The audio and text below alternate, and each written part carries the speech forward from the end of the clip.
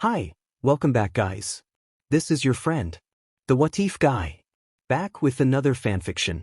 This is the first part of What If Issei became Supreme Sorcerer. Now before starting, please give this video a like and subscribe to the channel if you want more videos like this. Now let's get into the fanfic. Chapter 1. Long ago, in 1897, the existence of the supernatural became known.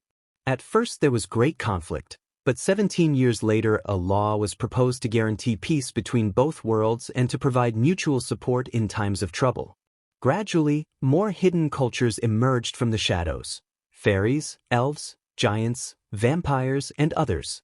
Several institutions were established to maintain peace between the peoples, including the World Nations Organization, the World Social Security Institute, the Secretariat of World Education, and the World Electoral Institute.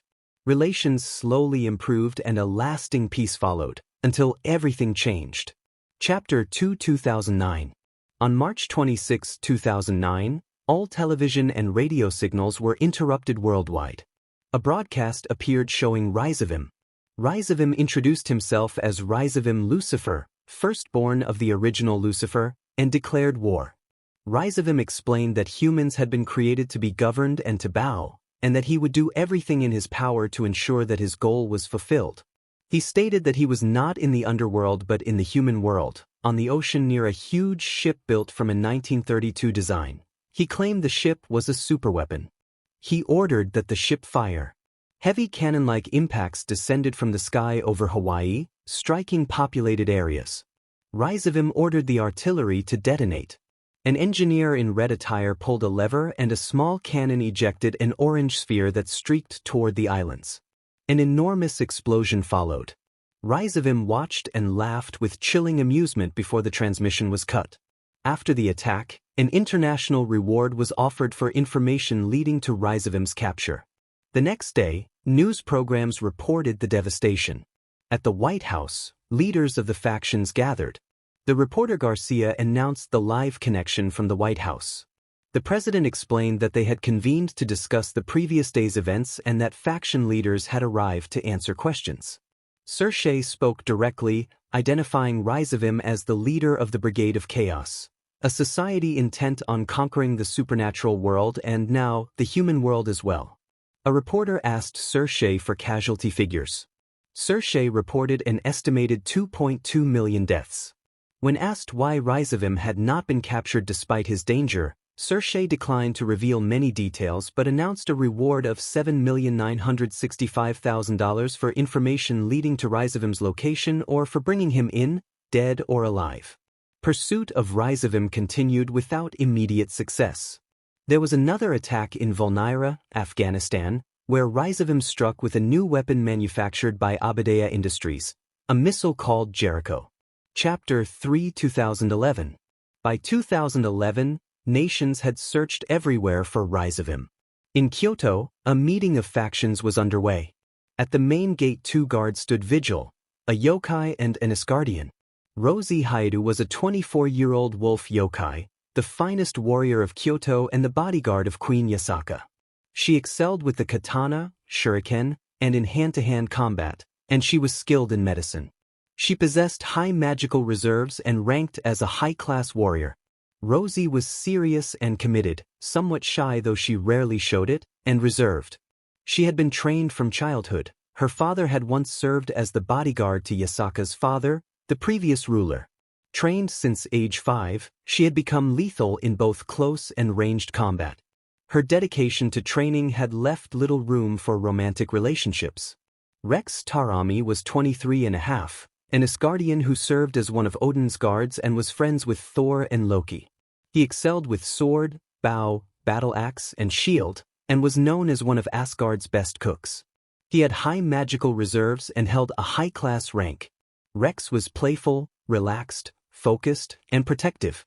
His father had trained him for combat, having once stood as the right hand to Odin's father, while his mother had taught him to cook.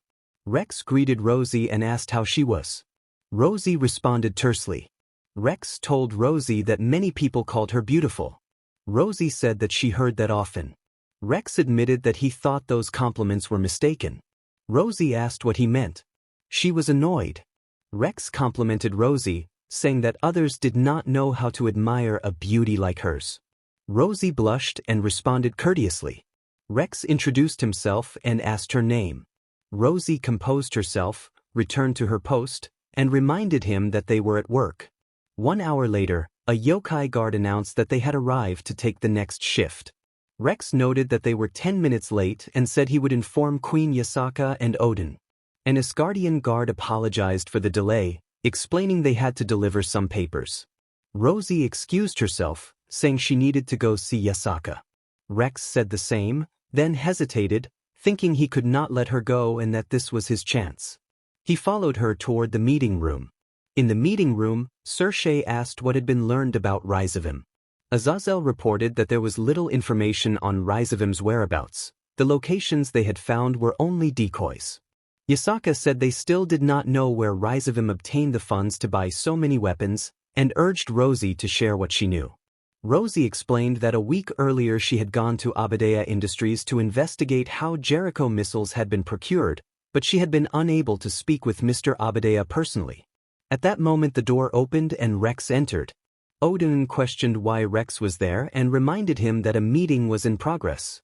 Rex apologized and said he had found a young girl and had brought her along. A small red-haired girl of about 7 ran to Sorcerer, who reacted in surprise. The girl said she was lost and began to cry. Rex explained that he had found the child crying and had been told she was looking for her mother. Sorcerer embraced the girl and said he would take her to her mother, then excused himself briefly. Michael said there was no problem. Rex offered the girl a candy from his bag, and she accepted with thanks. Odin told Rex he could leave, and Rex began to, but then turned back. Rex approached Rosie and, nervous, asked if she would like to go have a coffee with him. Rosie blushed and apologized, uncertain. Yasaka intervened and ordered Rosie to accept. Rosie bowed and agreed. 3 months later. At Rosie's home, Rex asked how the food was. Rosie praised him as a true chef. Rex took her hands and told her that during the time they had been together he had fallen completely in love with her. He said she was beautiful, strong, and intelligent, and asked if she would be his girlfriend. Rosie accepted and embraced him warmly. 2 years later. On a hill in a forest, Rosie told Rex that the picnic had been a wonderful idea. Rex said he had found the place a long time ago and that soon the sunset would be especially beautiful. Rosie said that was why she had fallen in love with him and hugged him for being romantic. Rex said he wanted to ask her something important. He gently separated from the embrace, took out a small box, knelt, and opened it to propose marriage. Rosie cried with joy and accepted, throwing herself into his arms. 1 year later. In a meeting room in Kyoto, Rosie was 6 months pregnant but had come because she needed to help care for Kunu, Yasaka's 2-year-old daughter. Rex was also present for work and to help with the child. Michael expressed urgency about capturing Ryzavim. Azazel agreed, recounting that the recent attack in Los Angeles had caused a strange displacement along the San Andreas Fault, and that unusual creatures had begun appearing in that region. Penemu and another group had gone to confront them. Sorcerer confirmed their concern. A talisman on the table began to flicker, causing the crystals in the room to tremble. Odin asked Yasaka what was happening. Yasaka said she did not know. The talisman had been inactive since her grandfather last used it. Gabriel reacted in shock when Yasaka said that had been 600 years ago. The talisman lifted and glowed, its light illuminating the room like a dazzling orb. Its glow stabilized, and then a deep voice spoke a prophecy about an innocent soul and a sincere heart, about a child born from the best warrior of Asgard and the best warrior of Kyoto, a savior of the universe who would face a difficult childhood, grow in strength, and lead the brave as the hero of the universe. After delivering the prophecy, the talisman's light faded and it fell onto the table before shattering into pieces. Thor and Loki reacted with astonishment. Odin and Yasaka turned to look at Rosie and Rex. Yasaka asked Rosie how many offspring she expected. Rosie, stunned by what had occurred, said the doctor had said 4. To be continued. 2 days later. An emergency meeting convened with leaders from the Japanese, Egyptian, and Aztec factions present. Zeus noted the importance of the matter at hand. Ra, the sun god, agreed with Zeus and asked what the emergency meeting was about. Sorcerer assured everyone that this was of great importance and that the fate of the universe as they knew it could be at stake. The assembly fell into a serious silence. Anubis asked for specifics. Azazel explained that 2 days earlier, during a meeting about Rizavim, a talisman Yasaka carried had activated. Izanagi asked what that meant. Yasaka recalled that many had met her grandfather and that the talisman he carried granted the ability to see the future. Zed, frustrated, urged them to get to the point. Yasaka activated a magic circle that replayed what had happened and what the talisman had said. The circle showed a vision that left everyone stunned. Hades considered the possibility and asked who the talisman had named as the key figures. At that moment, Rex and Rosie entered. Rex and Rosie stepped forward and claimed that they were the ones the talisman had pointed to. Shinigami scanned and detected 4 additional heartbeats within Rosie, indicating that she was PRGNT. Zeus asked where the talisman was, and Michael reported that it had fallen and shattered. Gran Rojo in human form fell into thought. Tlaloc asked what he thought, and Gran Rojo said they should train the children when they were born. If the prophecy was true, they needed to prepare them for what was coming. Rosie protested about the children's happiness and upbringing. Gran Rojo insisted that, given the potential universal threat, custody and preparation should fall under the Guardian's authority. His tone was harsh. He slammed the table and said their happiness was a secondary concern when the universe was at risk. Izanagi warned Gran Rojo to calm down, noting that he was frightening Rosie. Seeing Rosie clutching her husband in fear, Gran Rojo immediately softened and apologized before sitting back down. Shinigami reminded everyone that they needed to think carefully and respect the children's right to a childhood. He proposed a compromise. The children would be trained beginning at 7 years old. That age would allow them to enjoy their early childhood and still receive the necessary preparation. Rex looked at Rosie, who nodded in agreement. The leaders considered the proposal and reached a consensus. Sorcerer declared the decision final. The children would begin formal training at 7, while day-to-day care would remain with their mother and father. With arrangements settled, the meeting concluded. As everyone dispersed, none noticed a cloaked figure in yellow slipping away through a glowing ring. Months later, in a human hospital birthing ward, Rosie rested after delivering 4 healthy babies. 3 of the infants appeared human and 1 showed yokai traits. Rex admired the children and the couple embraced gently. They discussed names. Rosie chose Violet for the eldest girl. Rex approved. For the second child, a boy, they chose Brandon in honor of Rex's father. The third, another boy, would be named Issei after Rosie's grandfather. The last child, the yokai, was named Yahani. They vowed to be the best parents they could be. 2 years passed. In that time, Violet Haidu, the oldest, was revealed to be the vessel for the Queen of Chaos, Tiamat. Brandon Haidu, the second, bore the power of the Red Emperor Drake. Issei Haidu, the third, lacked any magical ability and showed no yokai traits. He appeared human. Yahani Haidu developed unusually high magical reserves, an affinity for fire and air, and an ability to transform into a wolf at times. 6 years later, the Haidu family gathered in the living room for a cheerful meal. Rex, Rosie, and the children sat around the table talking and laughing, except for Issei, who sat quietly and stared at the wall. Since childhood, Issei felt different and frustrated because he could not use magic. Doctors had told him he had little chance of ever developing it. Instead of encouragement, he felt sidelined as his parents focused more on his siblings. Rosie suggested that the family go to the cinema, and the children enthusiastically agreed. When they asked what time, Rex proposed they go after finishing the meal. The family agreed and prepared to leave. Issei suddenly remembered his jacket and went upstairs for it. After a few minutes, he returned to find the house empty and thought his family had left without him. Hurt, he called out for his parents and received no answer. He gathered the dirty dishes from the table and began washing them, feeling alone and neglected. While cleaning, Issei wondered aloud why they never took him anywhere and whether they loved him. His voice trembled as he started to cry quietly. He spent the next hours doing chores, washing and folding laundry, sweeping and mopping the floor, and then studying. The family returned from the cinema in high spirits and chatted about the movie. Then a crash came from the kitchen. Rex and Rosie rushed to find Issei on the floor with a broken ceramic jar and scattered cookies. He winced but was otherwise unhurt. Rosie recognized the jar as the one Rex had given her on their anniversary and was startled. Rex hurried to check on Issei and asked if he was all right. Issei struggled to stand, still in some pain.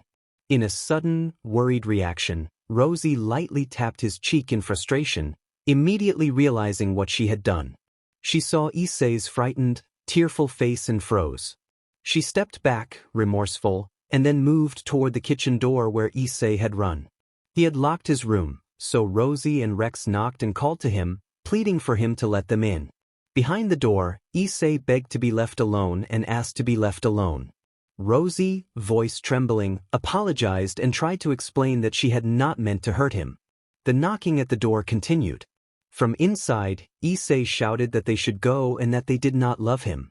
Rosie heard and felt her heart break. She tried to go in but Rex stopped her, urging that they should leave him alone. Rosie protested, but Rex reminded her that Issei had spoken without thinking and that the other children looked frightened, huddled behind their father. Rosie apologized to the children and asked them to go to their rooms. The children obeyed, and the two adults went to their own room. Rex placed a sound-dampening seal on the door and rebuked Rosie for hitting Issei. Rosie apologized and insisted it had not been her intention. She explained that Issei had broken the jar she had received as a gift and began to cry. Rex calmed her and held her, acknowledging that she had not meant to hurt him but pointing out how scared Issei had looked. Rosie, sobbing, admitted that Issei had frightened her with what he had said and that she loved him. He was like one of her little ones, and the thought that he believed otherwise hurt her. Rex soothed her and promised they would talk and resolve things the next day. He carried her to bed, lay down beside her, and they fell asleep in each other's arms after a tender kiss. In Issei's room, he finished bandaging the place where glass had cut his left arm. He lay back on the bed and thought that he no longer liked this life. Flashback to happier times showed Thor and Loki celebrating Issei's birthday and presenting him with wrapped gifts. Issei had thanked them and hugged them. When Thor asked about Issei's parents, Issei had said quietly that they had gone traveling with his siblings to celebrate his birthday. Loki had been indignant that Issei had been left alone at home. Issei had smiled and said that when he grew up he would travel the world. Thor had reminded him that he could travel even now. In his youth he would go to the human world, though Loki recalled that their father had punished them when they returned. The memory ended with laughter and fondness. Watching the sky from his window, Issei decided there was an adventure waiting outside and that it would be better to leave. He packed clothes and a few essentials into a backpack, worried that Brandon might have taken something he needed. He removed a false panel from the wall and retrieved a small chest of gold coins he had been given by his uncle Loki, then quietly tucked it into his bag. After leaving a note on the table, he slipped out of the house and, once outside, turned away for the last time and began to walk. That morning, the Hayadu family sat down to breakfast of eggs, bacon, and apple juice. Rosie noticed Issei's absence and asked Yahani where their brother was. Yahani did not know. Rex asked Violet the same question, and she had not seen him either. Brandon, while clearing the table, found a letter and handed it to Rosie. She read it and then ran upstairs. Rex followed her. The letter thanked the family for letting Issei live with them and for the food they had provided.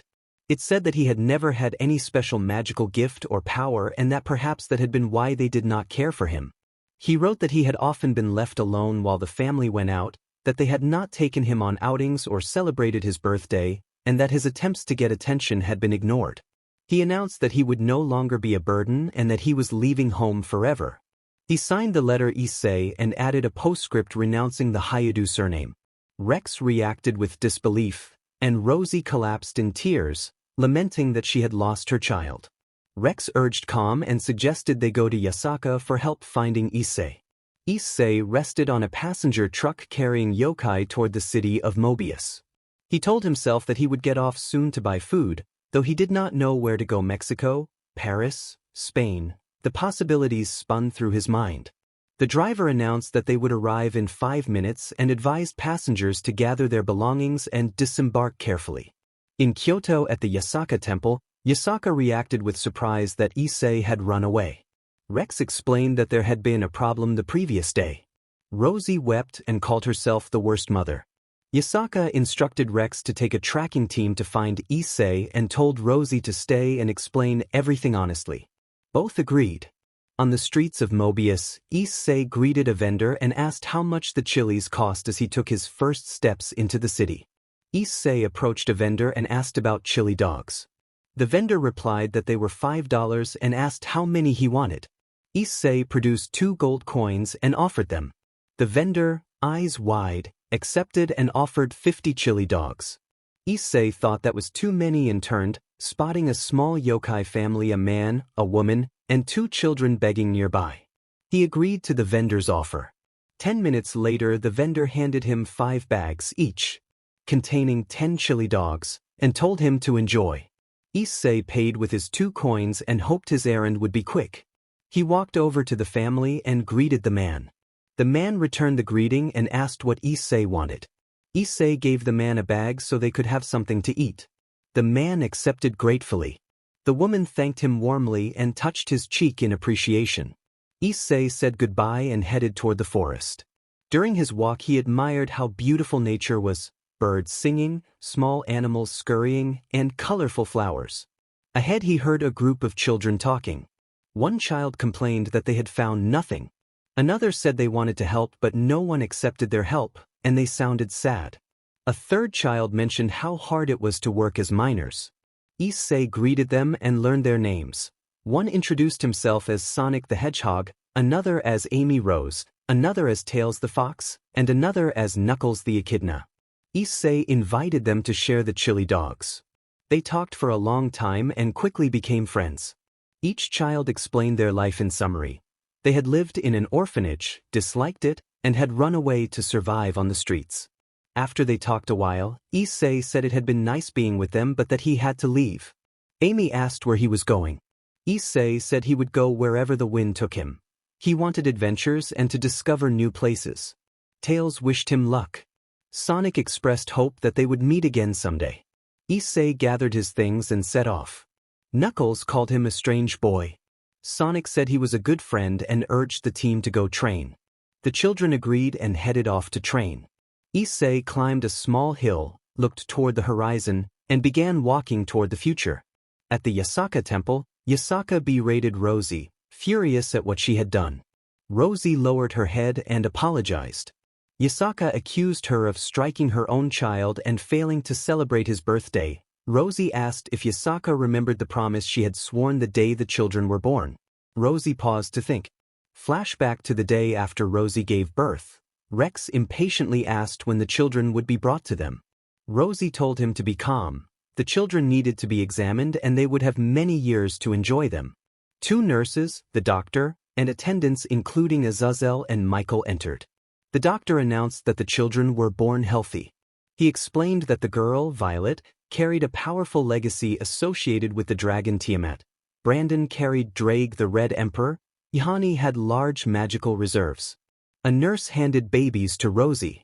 The doctor then said that the little Issei had no obvious magical ability and was like a simple human. Searches responded that this was disappointing and suggested Issei should not be trained, that he would be a burden to the others. Rosie became angry and defended her son fiercely. She comforted the crying infant and promised that he would never be a burden, that she would love him, feed him, and protect him from any danger no matter what it took. The infant eventually fell asleep. Rosie vowed she would always love him and that was her promise. Back in the present, Rosie was on her knees crying, convinced she had broken her promise and calling herself a bad mother. Yasaka embraced her and told her she had been foolish but that they would find the child so Rosie could apologize. Several guards entered. Yasaka asked for news. One guard answered that they had not found him. Yasaka ordered the guards to search everywhere, even under the stones. The guards bowed and went to search. Issei was running for his life, pursued by a pack of wolves. He cried aloud for help. As if by magic, a hooded figure in a yellow robe appeared and placed Issei safely behind them. The figure formed glowing circles of magic and engaged the wolves, the encounter playing out like a dramatic, fast-paced scene from an anime as the wolves were driven back and dispersed. When the danger passed, the hooded figure approached Issei, who instinctively stepped back. The figure asked if he was all right and removed the hood, revealing an older person who asked to be called the ancestor. The ancestor asked where Issei's parents were. Issei, hiding the truth, said he had no parents. The ancestor considered him for a moment and then asked if he wanted to come along. Issei hesitated but accepted, skeptical yet curious. The ancestor assured him she would not harm him and created a portal with a hand gesture, inviting Issei to follow. Issei watched in wonder and asked if the ancestor was a witch. The ancestor replied that she was the supreme witch. Issei lamented that he could never do such things because he believed he had no magical power. The ancestor told him that lack of power did not define him and that with the guidance of a mentor he could become great. She believed he could one day become the next supreme wish. Encouraged, Issei decided to go with her. They stepped into the portal together, which closed behind them. 3 years later, after arriving at the temple, Issei had learned many things: how to create shields and whips and several basic spells. He adapted through hard training. At 10 years old, he finished a training session under Wang, who told him that his training for the day was over and that he should rest. Issei, breathing heavily and rubbing his shoulder, acknowledged that he was tired. The ancestor asked how his training had gone. Issei said it had gone well, though he complained that Wang had been a bit too strict. The ancestor explained that Wang was her best student and therefore had to be strict. They walked to the meditation room together. The ancestor asked Issei to sit and offered him a cup of tea. Issei accepted the tea with thanks. Issei asked what was happening. The ancestral responded by asking what he meant. Issei accused the ancestral of bringing him along only when things were serious and demanded to know what was going on. The ancestral, amused, said Issei was always perceptive and that perhaps he was ready to learn things the ancestral had not yet told him. Issei asked what those things were. The ancestral indicated the necklace he wore and said Issei should know what it was. Issei recognized it from books as the Eye of Agamotto, a relic said to be capable of shaping time. The ancestral confirmed and invited Issei to hear the deeper story. Issei eagerly accepted. The ancestral laughed softly and began to create an illusion. The ancestral narrated how at first there had been nothing and then, with a great surge, 6 elemental crystals had been formed. Across the version universe, those 6 infinity gems embodied fundamental concepts of existence: space, reality, power, mind, soul, and time. The ancestral opened the Eye of Agamotto as he spoke. Issei watched in awe. The ancestral declared that Issei would be the next supreme sorcerer and that from that day forward the ancestral would train him personally. The ancestral then told Issei to go to his room and rest. Issei left the chamber, but paused when he noticed a particular door. Students passed by, and one greeted Issei and asked how he was. Issei replied that he was fine. Another student commented that Issei was again staring at the door and mentioned a rumor that an ancient relic was kept inside and that only the ancestral could take it. Issei admitted he had always been curious about entering and seeing what was inside, explaining that it felt as if something was calling to him. The other student joked that what was calling was the shower because Issei smelled bad.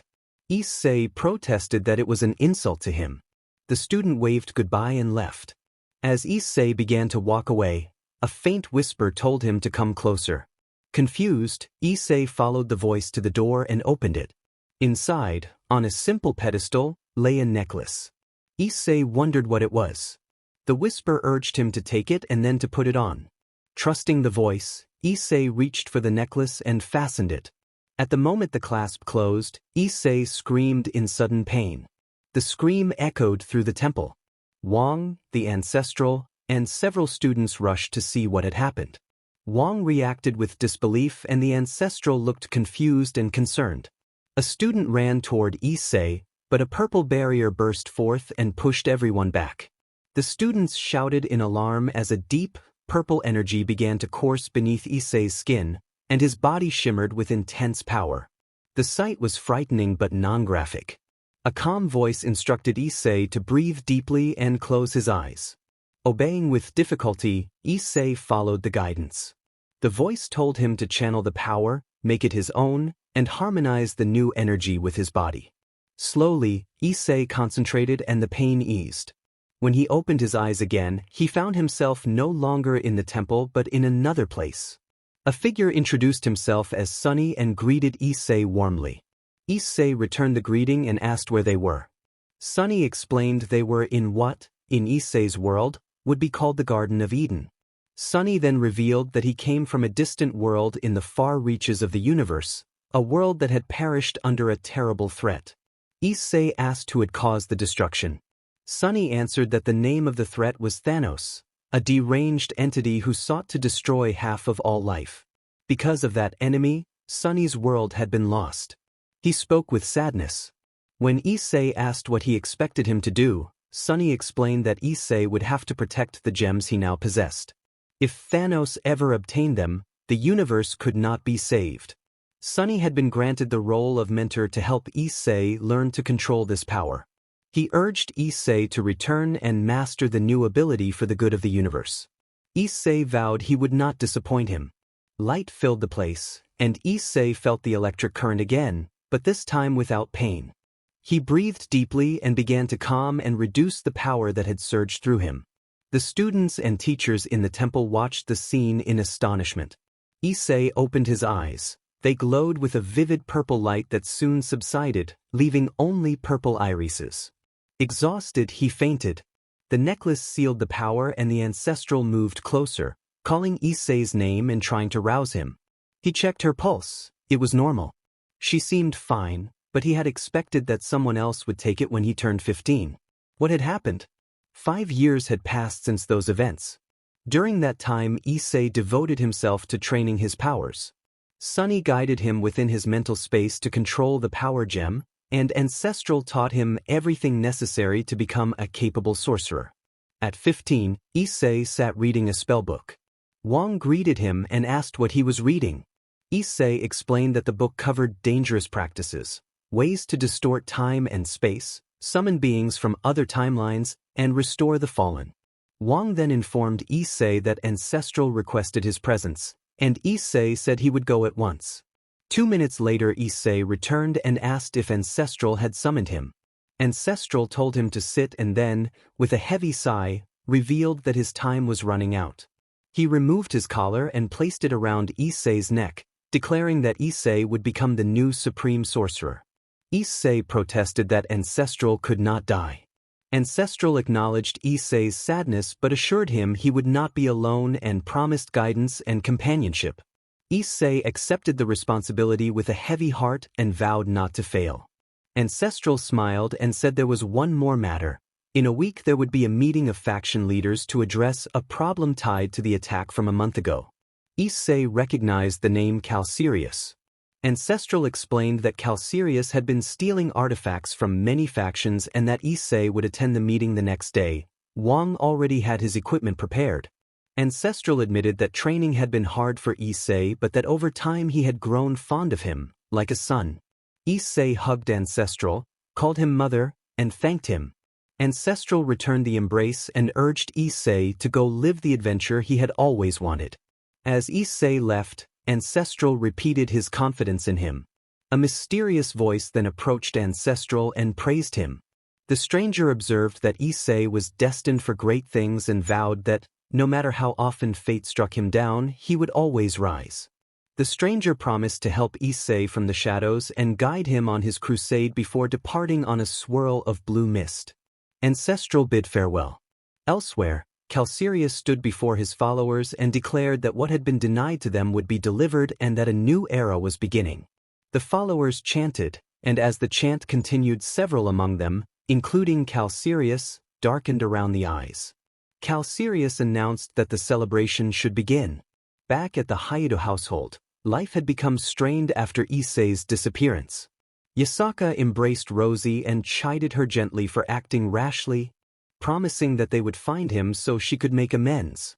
guards reported no news and were ordered to search everywhere, even under stones. The guards bowed and left. Rosie cried alone and vowed that when Issei returned she would give him all the love he deserved so he would love her again. Yasaka hoped the same. 5 hours later, just before 10 at night, a guard reported that searches of the hidden forest, the city, the Forbidden Mountain, and the city of Mobius had turned up nothing. Yasaka, saddened, dismissed them for the night and told them to rest and resume the search in the morning. Rex arrived anxious for news. Yasaka told him there was nothing yet and that Rosie was in her room. Rex went to Rosie's room and found her curled in a corner, clutching a plush of Issei. Rosie held the plush tightly and said she believed he would return. Rex called her name. Someone approached and embraced Rosie, urging her to have faith that he would return. Rosie believed he would return. 2 months passed and they still had no news of Issei's whereabouts. Rosie searched every evening, but nothing came of it. When a year had passed since the child's disappearance, the parents were deeply saddened. Rosie began to have hallucinations of Issei and felt her grip on reality slipping. Rex, with great effort, tried to get her psychological help, but one day Rosie shut down and wore only a sad, distant expression. Rex was surprised by such a sudden change in her demeanor. It was a quiet night with a clear sky and stars bright overhead. In the Haidu house, Rosie slept and drifted into a vivid dream. In the dream, Rosie felt determined to catch Issei. Brandon, Violet, Issei, and Yohani went their separate ways and Rosie chased after Issei. She closed the distance and they tumbled across the grass. Rosie felt joy at catching him and embraced him. Issei responded with affection and told her he loved her. Rosie felt tender and returned the embrace. Issei then asked why she had broken a promise. Rosie turned and found herself in the hospital on the day the children were born. She rocked him and promised that he would never be a burden, that she would love him, feed him, give him care, and protect him from harm no matter the cost. Issei fell asleep resting on her. Rosie silently affirmed her love and made a promise. She wiped away a few tears and then saw Issei again, who asked her why she had broken the promise. Rosie tried to respond, but the scene shifted and grew tense. Issei ran away, and Rosie followed as her surroundings changed. They were suddenly back in the Haidu house. Issei closed his door and spoke from inside with a voice she did not recognize. The voice identified itself as Sunny. Rosie demanded to know where Issei was. Sunny replied with sarcasm and accused Rosie of only caring now. Rosie insisted she had always cared, but Sunny called her a hypocrite and challenged her for failing to show Issei the attention and affection he had needed. Rosie pleaded in tears for the location of her child.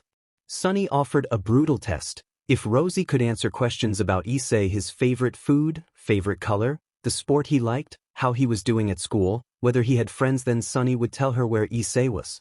Rosie nodded. Rosie tried to respond but realized with a sinking feeling that she did not know these things about her son. Memories came rushing back, revealing how little she had actually paid attention. In one memory, Rosie helped Violet with arithmetic, asking successive additions aloud as practice. Issei came in, looking sad and trying to get her attention. Rosie kept focusing on Violet's lesson and brusquely told Issei to go to his room, failing to notice his distress. Issei ran to his room with tears. In another memory, after putting the children to bed, Rosie left the room quietly and found Issei still awake in his pajamas. He asked to be carried to his room, to have a bedtime song, and to receive a goodnight kiss, stretching out his arms. Rosie, tired and distant, told him it was late and sent him to bed without embracing him. Issei was left standing for a few moments before gathering his stuffed animal and going to sleep. A third memory showed the 4 children riding bicycles on a sunny day. Issei lost his balance and fell. Yohani also tumbled forward. Rosie rushed to Yohani first, asking if he was all right, then turned her attention to Issei. She scolded him for being careless and minimized his injury, telling him to get up, without having ensured he had protective gear or given him comfort. Rosie lowered her head and cried bitterly at the weight of these memories. Sunny pressed the point. She had claimed she wanted her family back, but she had not been a true family in the way Sunny described. Sunny recalled a friend who had raised 6 children alone after her husband died. and how that woman had given equal love and care to all of them without favorites. Sunny contrasted that with Rosie's behavior and implied that Rosie had failed to give Issei the attention and affection he needed. An angry voice accused Rosie of neglecting one of her children, saying he had seen women in the street with their children begging and that they were better mothers. The voice insisted, from his point of view, that she did not deserve the title of mother and walked away, calling her the worst mother. Everything went black, and Rosie woke up. She realized her pillow was damp from tears and remained still, silently crying. Her eyes had lost their sparkle, the warmth of mother, friend, and wife had faded, leaving only a face of sorrow. In her mind she quietly apologized to Issei, referring to him as her precious child. She continued burdened by the pain in her heart. A short time later, Issei stood in the forest near Mobius for the day of the meeting. He wore his suit, his levitation cape, the Seafoal's collar, and the Eye of Agamotto. The day before he had told Wang that he would guard the sanctuary until Wang returned. He paused to reflect that the place brought back memories when suddenly an explosion tore through the air. Issei reacted to the explosion and ran toward the source, finding the city of Mobius aflame and under attack by robotic forces. A cry for help caught his attention, and he turned to see a fox yokai woman begging for aid. Issei moved toward her. The fox yokai, Estella, pleaded that her children were trapped inside their burning home. Issei responded by invoking the cold lagoon ice armor. His body became encased in a thick layer of ice that gradually formed protective armor, and his levitation cape was likewise enveloped. He burst into the house and called out for the children. Inside, he found a boy, a girl, and the girl clutching a baby wrapped in a sheet. As the house began to collapse, Issei gathered the children to him and used a defensive darkness incantation to shield them as the structure fell apart. Outside, a jaguar yokai tried to hold Estella back from running into the burning house. Estella insisted her children were inside, but the house erupted in a powerful blast and collapsed. Moments later, an orb of dark energy appeared above the wreckage and carried everyone to safety. When the light faded, Issei stood with the baby in his arms and the other children secured on his back. Issei handed the baby to Estella, who embraced the child and blessed them with grateful tears. The children called for their mother, and Estella opened her arms to hug them. Robotic forces were converging nearby. Issei urged the civilians to get to safety while he confronted the attackers. He created an energy whip to ensnare a robot and spun it into other machines, sending them crashing and disabling them in explosive bursts of non-graphic, anime-style force. A small aircraft piloted by a fox then arrived and opened fire, but Issei raised an energy shield that redirected the blasts toward the robots, causing them to short-circuit and implode. The fox pilot acknowledged Issei before flying off to engage other machines. Issei flew toward another hotspot where he saw Knuckles the Echidna, Amy the Hedgehog wielding a hammer, Shadow, Silver, and Blaze struggling against more robots. He descended rapidly and prepared to strike. His collar glowed and his left fist radiated purple energy as he reached for full power. He slammed his fist into the ground, sending waves of purple energy across the battlefield. When that energy touched the robots, they detonated in stylized, non-graphic bursts, and the exhausted team thanked him for the assistance. At that moment, Dr. Eggman launched a missile. Sonic narrowly avoided it, but the missile struck a house, sending debris flying. The heroes declared they had defeated Eggman's immediate threat, but Eggman feigned defeat and then revealed a new device. A bomb set to detonate in less than 10 seconds that would destroy the city if it were not disarmed. He smirked as he activated it, believing no one could stop the countdown. A magical portal suddenly manifested beneath the bomb. A whip severed the mechanism that had been anchoring it, and the portal snapped shut, preventing the bomb from detonating. Eggman frantically pressed his controls to no effect. Before Eggman could recover, Issei leapt onto Eggman's ship. He confronted Eggman, accusing him of trying to kill innocent people. Eggman dismissed the civilians as insignificant and questioned why a human would help them. Issei answered that he helped because it was the right thing to do. He summoned his energy whip, wrapped it around Eggman's vessel, and declared that Eggman had no right to harm others. Eggman screamed and Issei grunted as a whip sent Eggman flying at incredible speed. Issei felt relieved that it was over. Sonic thanked him. Issei turned, surprised to see Sonic. Sonic was equally surprised to see Issei. Issei's phone alarm announced the leaders' meeting. Frustrated, Issei tossed a paper at Sonic, traced a magic circle, and departed in a flash. Shadow asked who that had been, and Sonic replied that it was a friend. Lucifer's castle, meeting hall. Azazel, impatient, asked how much longer they should wait. Searches replied that the guest was supposed to have arrived. Michael suggested waiting a few more minutes. Odin protested that it was unacceptable and prepared to speak when a magic circle appeared. Everyone took a defensive stance as Issei emerged, greeting them and apologizing for his tardiness. Zeus asked who he was. Issei introduced himself as the Supreme Sorcerer and offered his greetings. Searches noted that the role had belonged to a woman before. Issei explained that, for reasons beyond explanation, the responsibility now fell to him. Issei sensed someone watching and saw Rex, his father, observing from the room. Issei offered assistance. Rex asked for his name.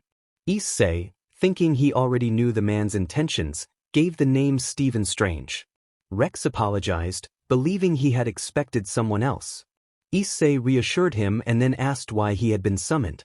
Azazel confirmed the urgency. Michael explained that they had been attacked repeatedly by an unknown organization. A few days earlier the Egyptian faction had been assaulted.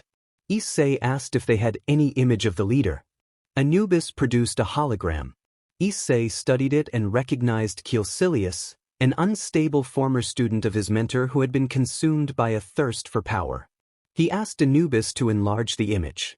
Seeing the face up close, Issei realized the gravity of the situation. Caecilius had used a forbidden spell and was now a servant of Dormammu.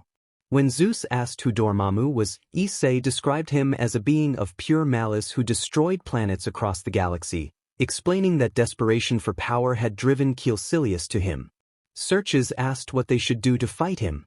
Issei replied that the others could not fight him directly, especially now that Caecilius wielded part of Dormammu's energy. A sudden crash tore through the wall as Kateria burst into the hall. The leaders reacted in shock. Kateria declared she had come for what she believed was hers. Seraphil retorted that the only place she belonged was a cell. Before she could finish, Issei created a sphere of energy and launched it, knocking Kateria and several of her mages backward. Coughing, Kateria sneered and acknowledged the presence of the Supreme Sorcerer.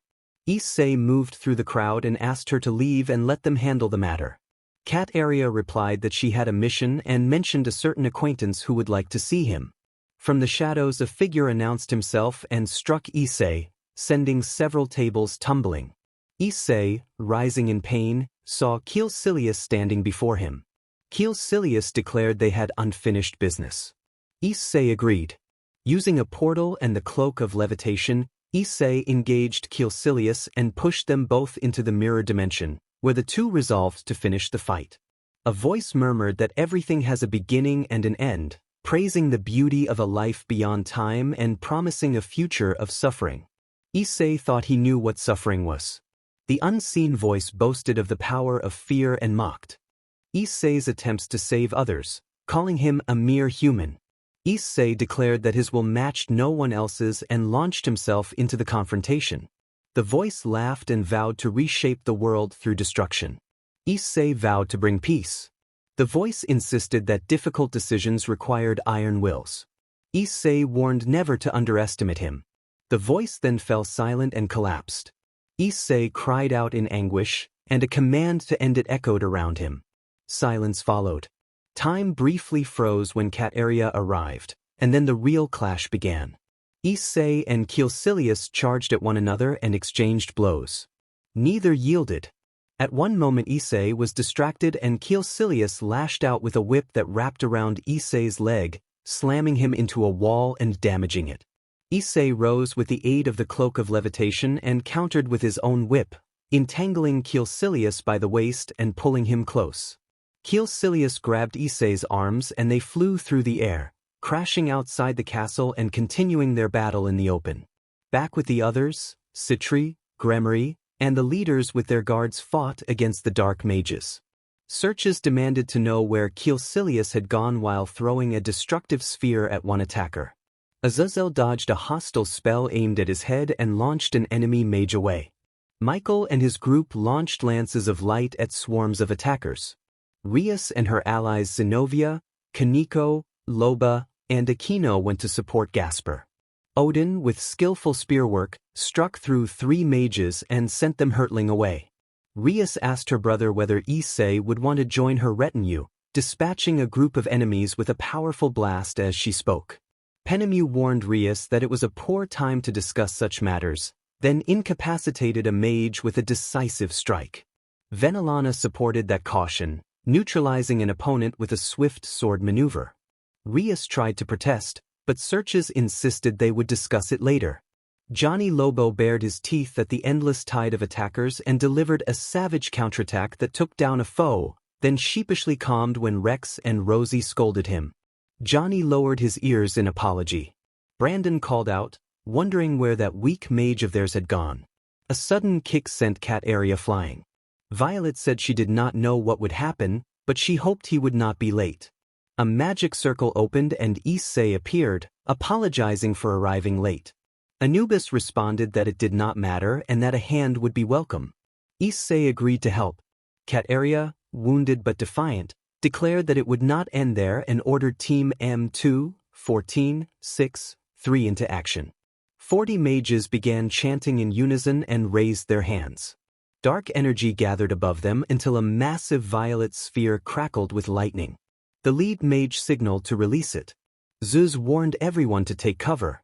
Issei stepped forward and invoked the ruby rings of Ragador.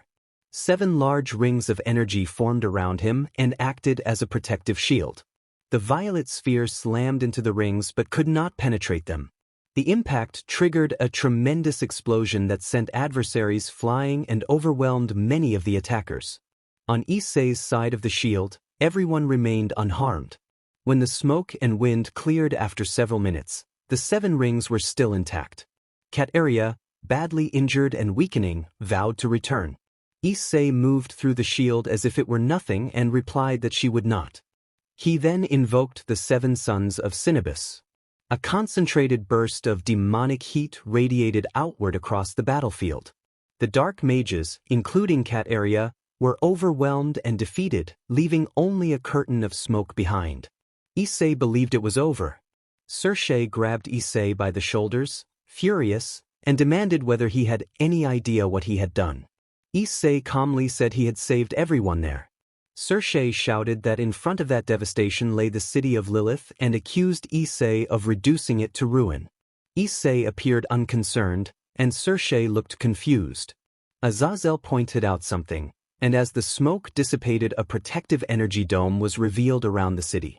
Issei explained that he always stayed one step ahead. Sorcerer released him.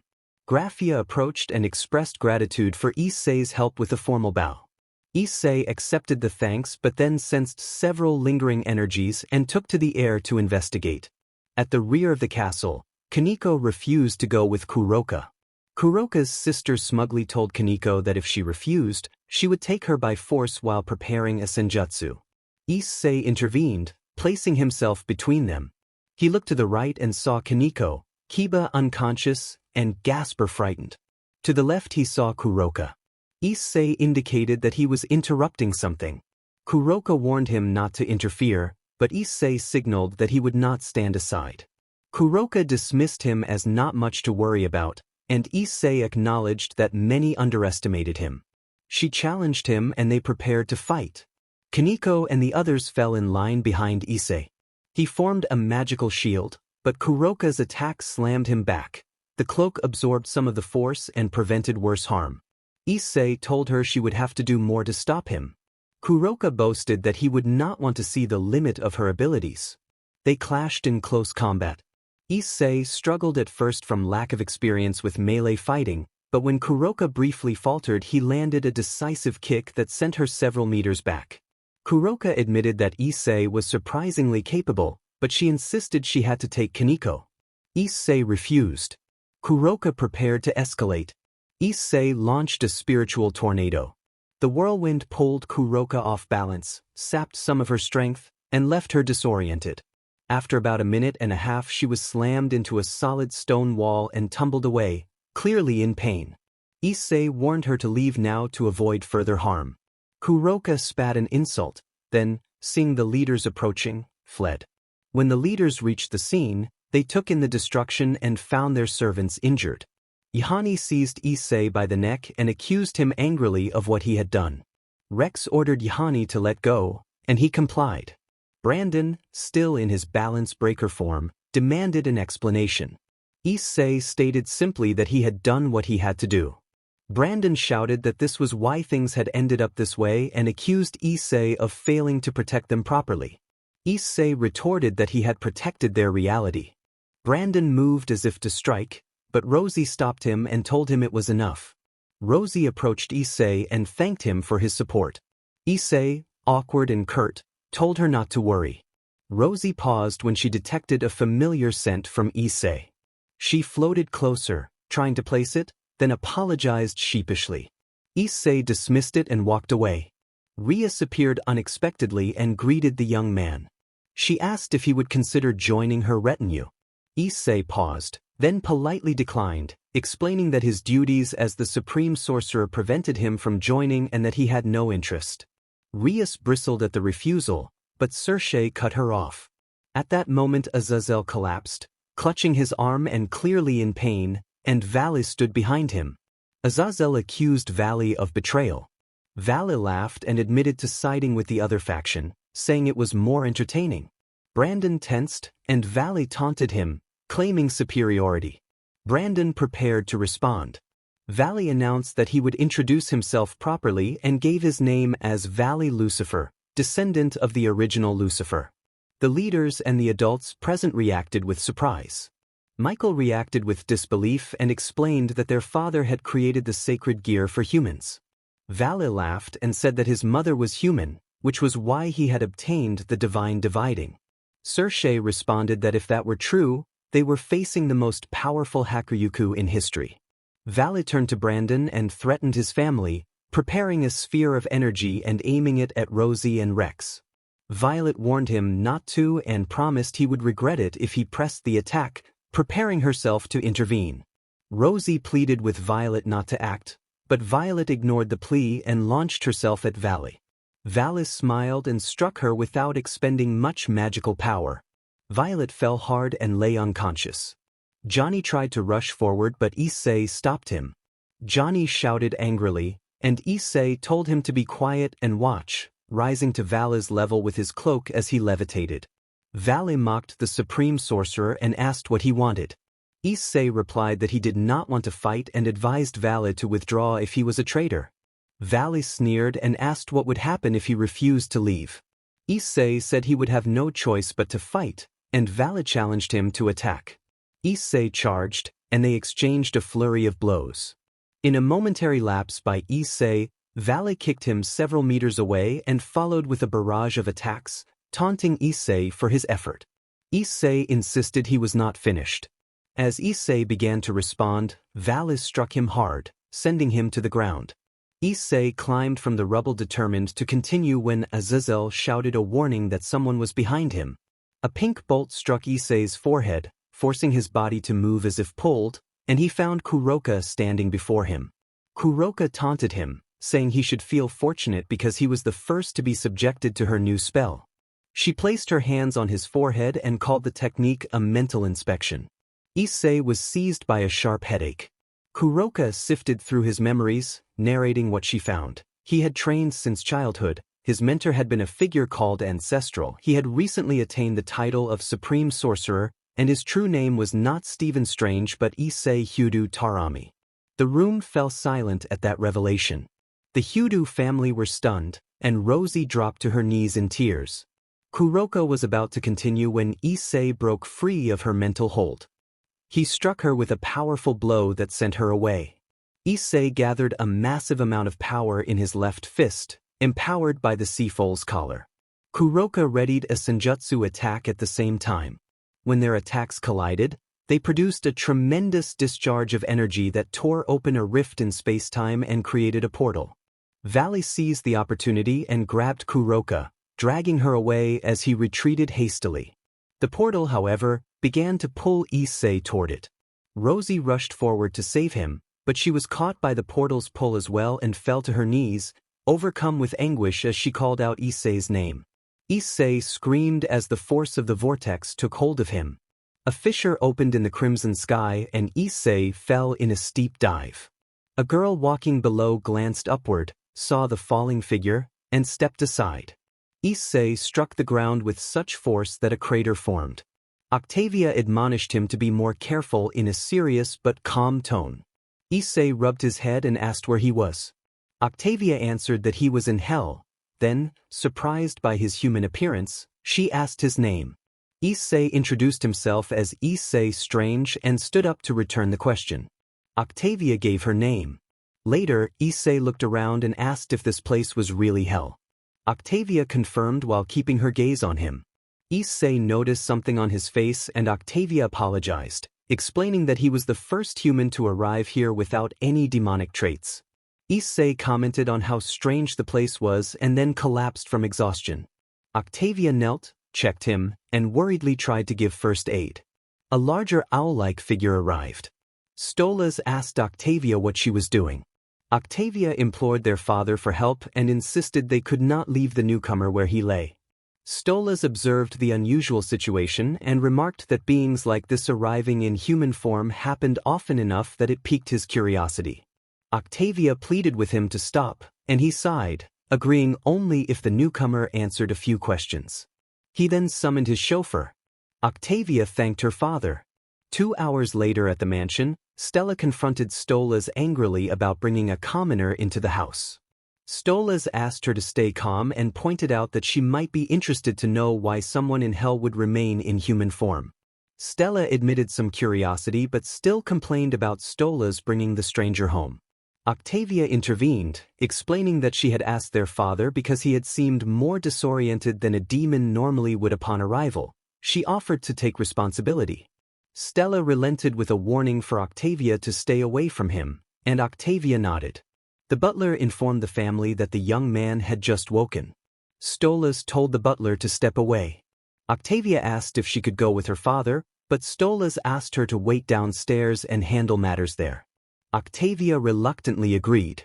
Stolas went to the small guest chamber with caution, considering the possibility of danger. He found Issei sitting on the edge of the bed, scanning the room, and turned his attention to the visitor. Stolas expressed relief that he had awakened. Issei asked where he was. Stolas explained that Issei was in his modest home and asked for his name. Issei hesitated to trust him. Stolas pointed out that he had brought him into his house and given him a room, and questioned whether that should be enough reason to trust. Issei sighed, stood, and introduced himself as Issei, claiming the title of Supreme Sorcerer. Stolas had never heard of such a title and asked where Issei came from. Issei said he was from Kwa. Stolas admitted he did not know the place. Issei found the situation increasingly strange and wondered aloud what was happening. Stolas offered help and Issei asked if Stolas could show him something like an old book. Stolas suggested his library, though he sounded wary about leaving valuable things unattended. Issei swore on his title that he would not steal, and Stolas decided to lead the way. As they walked through the palace, Stolas asked Issei to tell him more about himself. Issei said he had just turned 16 and had been trained from a young age by someone called the Ancestor, studying all manner of spells. He explained that the Ancestor had told him the mantle of Supreme Sorcerer would fall on him, so he had studied as much as possible to become the best. Octavia asked about his childhood and if he knew how to play as other children did, but Issei lowered his gaze and refused to talk about it. Stolas and Octavia fell silent out of respect. They entered the dining room where Stella and Octavia were having breakfast. Stella glared in indignation at the newcomer while Octavia smiled and invited Issei to sit. Issei hesitated but accepted, not wanting to be a burden. Later, while traveling in a limousine, Stolas asked Issei about his early life. Issei repeated that the Ancestor had trained him from childhood and taught him many spells, reiterating that he had been told the mantle of Supreme Sorcerer would one day rest on him. Octavia asked again about his childhood games, and Issei fell silent, not wanting to discuss it. The chauffeur announced their arrival. The three of them, Stolas, Octavia, and Issei, exited the car and entered the building, riding the elevator to the top floor. Stolas paused to attend to something private and left Issei and Octavia alone for a moment. Octavia asked what Stolas needed to do, and Issei asked why Octavia's parents argued so much. Octavia explained that her father associated with a powerful demon who was the leader here, which made her mother angry and led to many arguments. She admitted she did not know why they did not separate and that she did not care much about it. Stolas returned and opened the office door, permitting the two young people to enter. Inside, 3 demons were waiting. An unfamiliar demon greeted them politely and expressed pleasure at their arrival. A woman's cheerful voice announced a greeting, and a man replied with a somewhat shy hello. Stolas addressed Octavia and made a snide remark toward Issei, calling him a sycophant and making it clear he did not enjoy meeting him. Issei looked confused. Moxie introduced himself and said his name was Moxie, adding that the woman with him was his wife Millie, and he hugged her. Blitz introduced himself as Blitzo, noting that the second O was silent. Issei bowed politely and said his name was Issei. Blitzo then told Issei that Stolas had said he needed the grimoire and produced the book. Issei confirmed that he did. When Blitzo asked what Issei wanted it for, Issei took the book and said he would show them in a moment. Blitzo leveled his weapon and demanded that Issei hand it back or face the consequences. The levitation cloak wrapped around Blitzo's arm and then wound around his neck, forcing him to drop the weapon and fall to his knees as he struggled to remove the cloak. Moxie drew his pistol and aimed at Issei. Millie produced an axe from who knew where. Stolas and Octavia watched quietly. Moxie warned Issei to release their boss immediately. Issei suggested they all calm down and refrain from doing anything foolish. Moxie and Millie exchanged a glance while Blitzo continued struggling with the cloak. Issei quietly asked the cloak to leave Blitzo alone, and the cloak slipped free from Blitzo and returned to Issei's neck.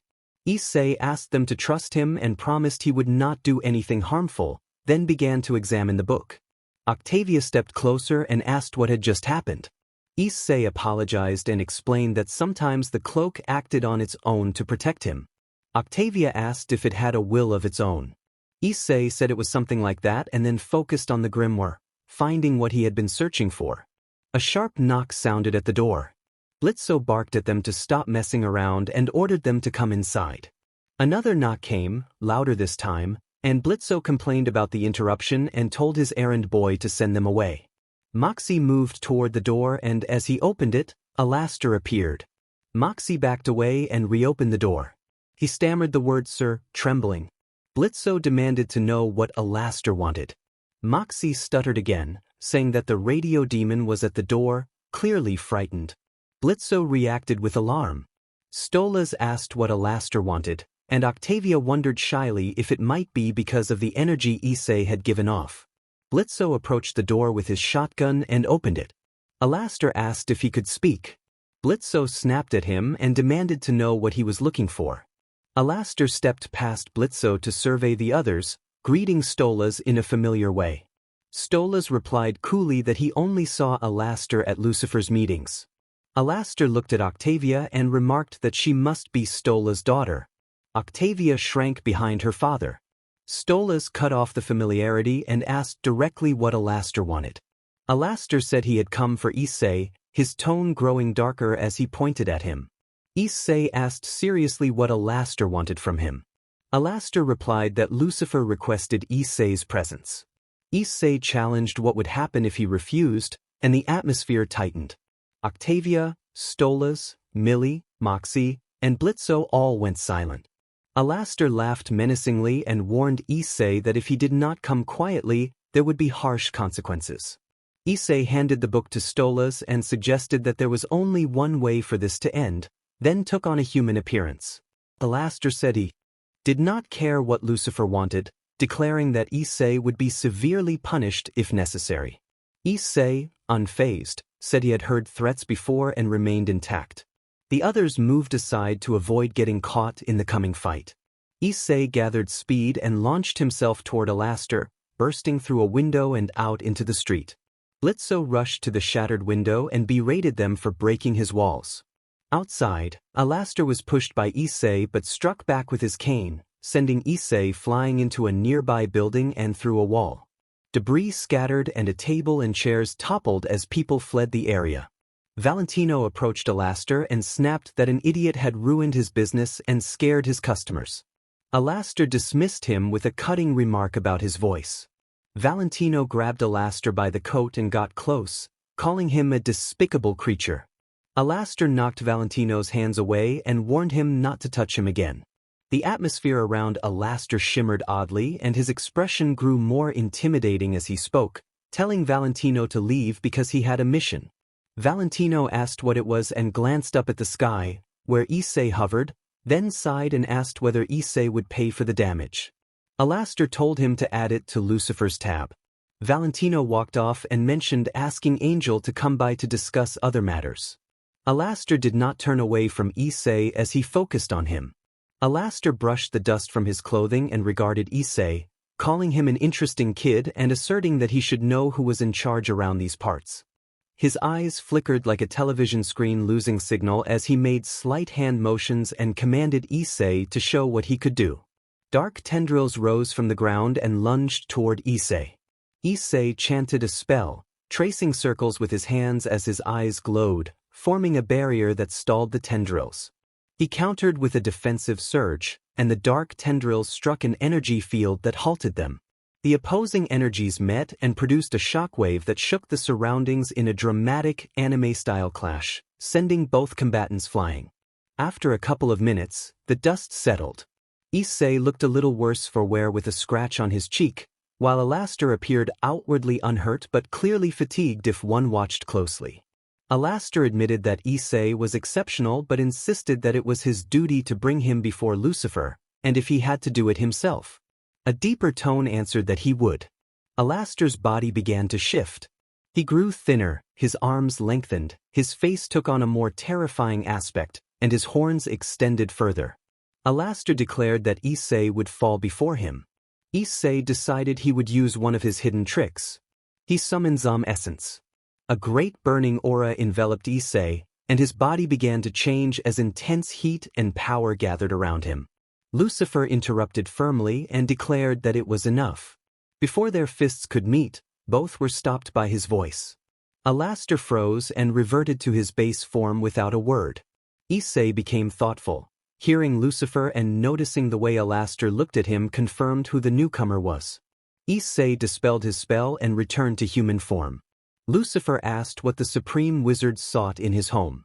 The demons nearby and passers-by bowed. Stolas and his daughter, who had just arrived, knelt, and the IMP team fell back behind Stolas, visibly uneasy. Issei explained that he was looking for information. Lucifer asked what kind of information with a smile.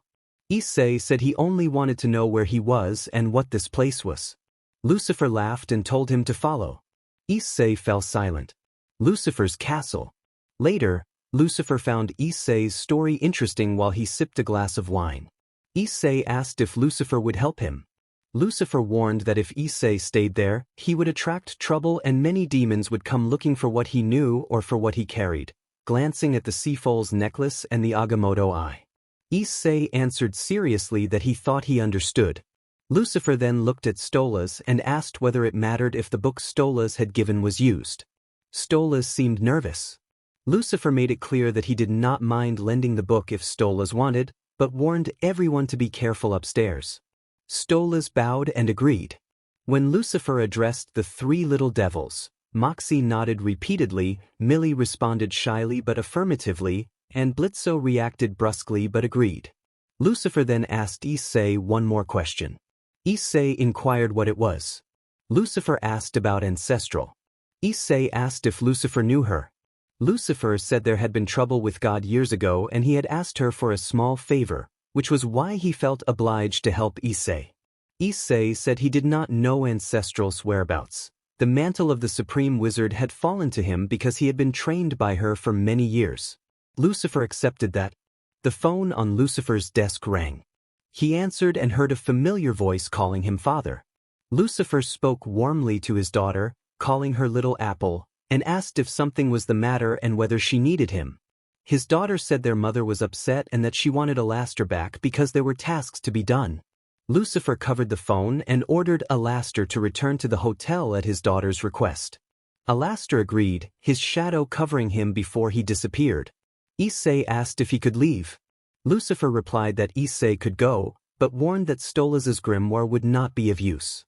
Once he learned it had been handed to Blitzo, Lucifer had removed the code and placed it in a new book.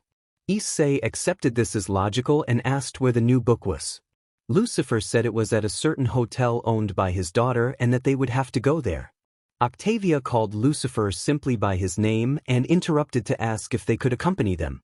Stolas whispered to his daughter and teased her gently, causing Octavia to blush and deny any personal interest.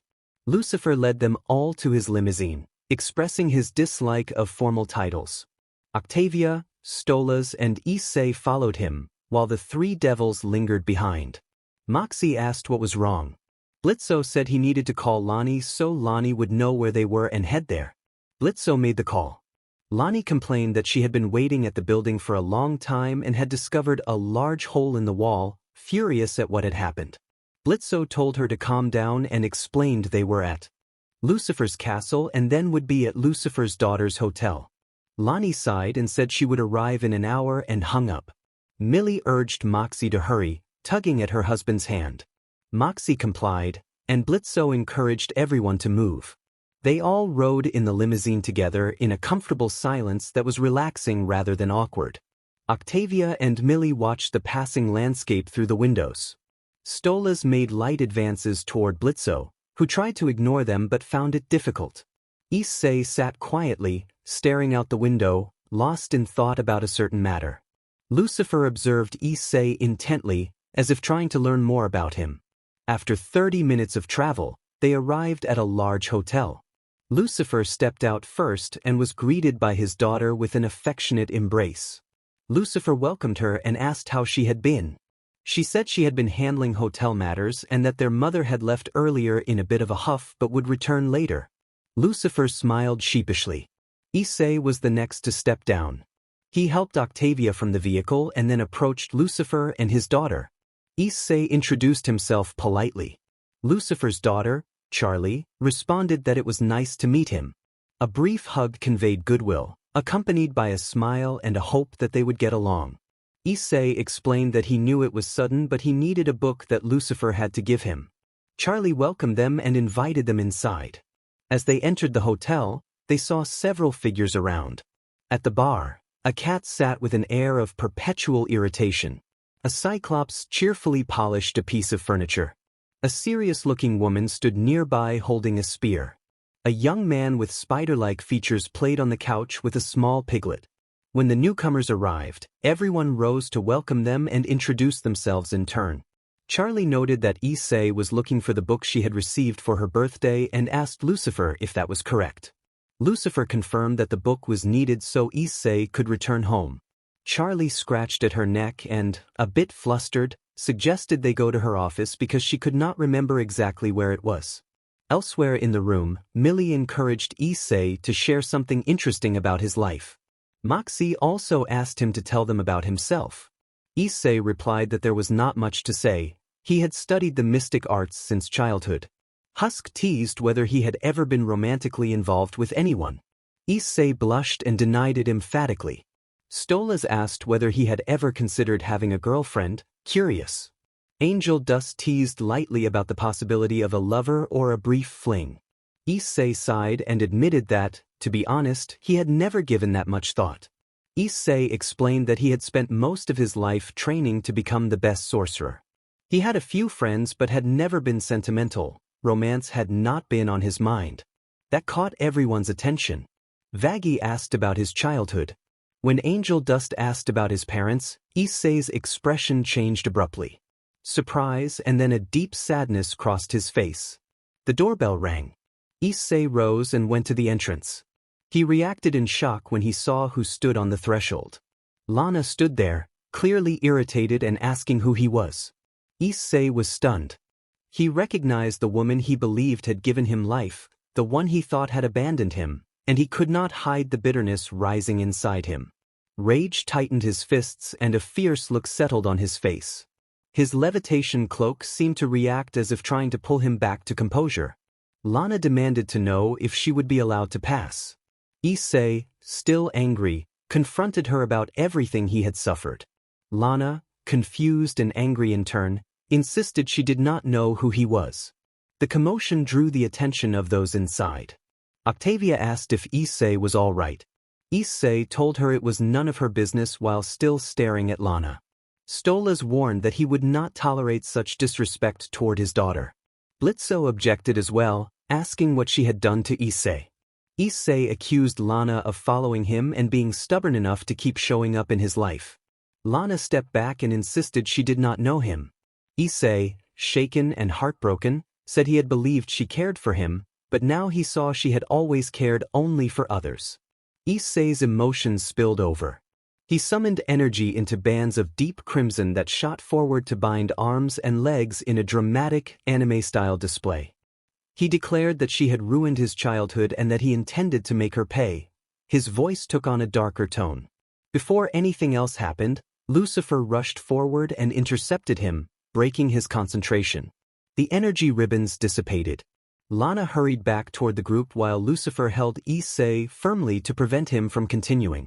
Lucifer demanded that Issei calm down and insisted that Lana had done nothing to him. Issei, sobbing, accused her of destroying his life and abandoning him when he needed her most. Their struggle eased as they both sank toward the ground. Issei fell to his knees and Lucifer relaxed his grip, still holding him steady. Issei cried out that Lana was his mother. The room fell into stunned silence. No one knew what to say. Issei sobbed in Lucifer's arms while Lucifer quietly tried to make sense of what had just happened. The members of IMP sat motionless, and Lana, Blitzo, Stolas, and Octavia all looked shocked. After several minutes, Issei fell asleep from exhaustion. The sudden release of power had drained him completely. Lucifer carried him to a room that Charlie indicated and gently laid him on a bed before covering him. The space fell quiet until Moxie asked what had happened. It was the only thing Blitzo said. Blitzo called to Lana, and Lana assured everyone that she was not his mother. She said no more, caught up in processing what had happened. Vaggie wondered aloud what could have led someone to believe Lana was his mother. A new voice offered to explain. Everyone searched for the source, and Nifty noticed that a collar was glowing. Their attention turned to the collar, which pulsed and formed a silhouette that resolved into a holographic likeness of Issei. Stolas asked who the projection was. The hologram explained that it was Issei's subconscious, calm and measured, and that it guided his thoughts and shaped his personality.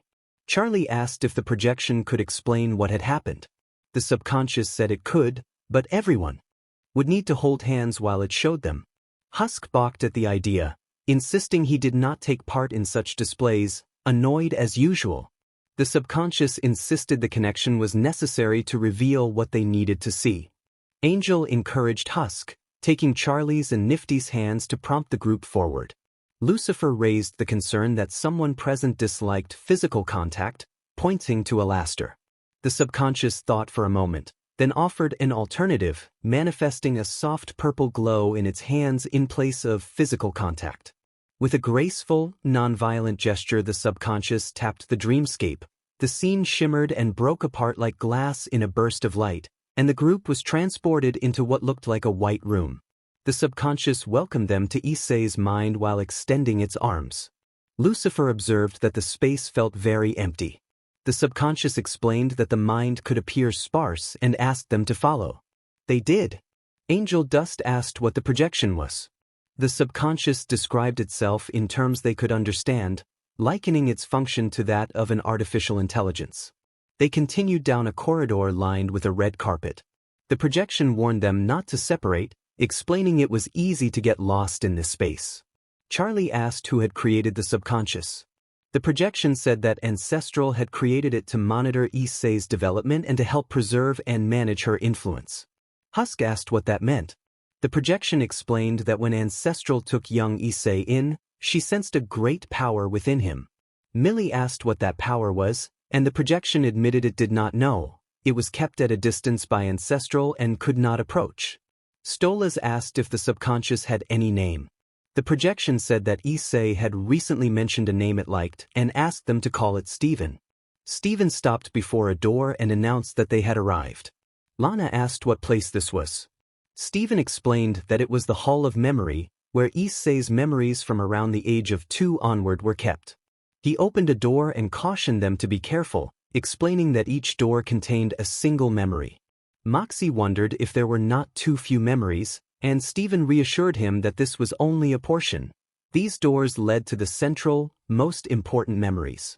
Blitzo grew excited at the idea of seeing Lana as an adult, but Stephen closed the door and said it was forbidden to enter certain memories. Octavia asked for an exception. Stephen refused, asserting his duty to protect the memories from being altered or damaged. Lucifer proposed that they simply watch without interfering. Stephen considered it and agreed, but warned Alastor not to attempt anything. Alastor replied that he could not manifest his power here and had no interest in causing trouble. Stephen led the group into a selection of memories and urged them to choose quickly, as their time in each would be limited. Lana asked why the boy had thought she was his mother. Stephen indicated a portrait of Rosie and explained that Lana was nearly a replica of Issei's mother in appearance, which could explain the confusion. Lana reacted with amused pride at how similar she appeared. Octavia observed that the portrait showed Issei as a child. With little time to waste, the group split up to explore doors that called to them. Angel Dust and Nifty lingered at one door. Angel Dust peered through the small window that had appeared. Nifty asked to see too, and the window adjusted to his height so he could view the memory as well. The memory showed Issei as a young child, only a few months after Ancestral had taken him in. He was struggling to form a magic circle and felt it was impossible, burdened by too many thoughts. Wong encouraged him, advising Issei to clear his mind and imagine the place he wanted to go. Issei took a deep breath, focused, and soon succeeded in creating a circle that led to a beach. He reacted with pure joy at his success, and Wong told him he had much to learn before leading him away. Issei followed willingly. Outside the memory, Angel Dust wore a thoughtful expression, moved by the glimpses of a childhood that had so few happy moments. Charlie urged the group not to fall behind. Nifty took Angel Dust's hand and gently pulled him along so he would come with them. Elsewhere, Millie excitedly pointed to a door and urged Moxie to go and see what lay behind it. Moxie told Millie that he did not think it was right and that even if they could do it, they could not reach that high. As he spoke, the window in the door Millie had pointed to slid down until it was level with both imps. Moxie rolled his eyes and admitted it had to happen. The two moved closer and watched a memory unfold. In the memory, an ancient guardian instructed Issei to remain calm and to try to channel the power of the collar. Issei admitted it hurt but forced himself through the pain. When the collar activated, violet lines appeared along his right arm and his fist glowed purple. He struck the air, and a purple aura shaped like a fist launched forward, striking a training mannequin and sending it flying apart in a dramatic, anime-style burst. Issei collapsed, and the guardian caught him in time. Issei panted, relieved that he had done well. The guardian gently stroked his head and suggested they stop for the day and get something to eat. Issei brightened at the idea of pizza, and the guardian laughed, saying he deserved it. Issei cheered, and the memory ended. Millie thought it was adorable and said they should have one.